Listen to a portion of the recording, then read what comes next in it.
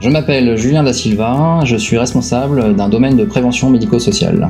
Je pilote un domaine qui comprend un ensemble d'accompagnements qui ont pour objectif de faire de la prévention des risques liés à des phases de transition de vie, que ce soit la transition de l'emploi vers la retraite, de l'avancée en âge, et qui propose des solutions adaptées à la réalité de nos adhérents qui rencontrent des situations de vie particulières ou difficiles, qui peuvent avoir un impact sur leur santé physique, psychique.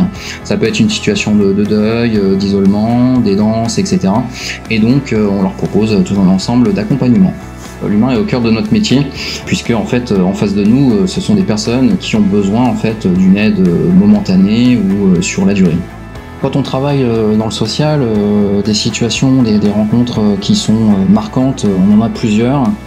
Alors j'en ai une là que j'ai en tête assez régulièrement. C'était une aidante de son fils qui est polyhandicapé. Elle s'en était occupée toute seule toute sa vie, en menant de front sa carrière de technicienne du spectacle, donc avec tout ce qui va avec, donc les contraintes des horaires, les déplacements réguliers, etc., etc. Et ce qui m'a vraiment marqué, c'est la façon dont elle m'a parlé longuement du sourire de son fils. Elle disait qu'il avait un sourire d'ange et de l'amour qu'il y avait entre eux, mais aussi en même temps de son angoisse vis-à-vis de son avancée en âge, de sa prise de conscience qu'elle ne pourrait pas continuer longtemps à s'occuper comme ça de son fils. Et donc voilà, c'est ce genre de situation qui nous rappelle vraiment qu'on est dans le concret, qu'on a des êtres humains en face avec leurs sentiments, leurs angoisses, etc.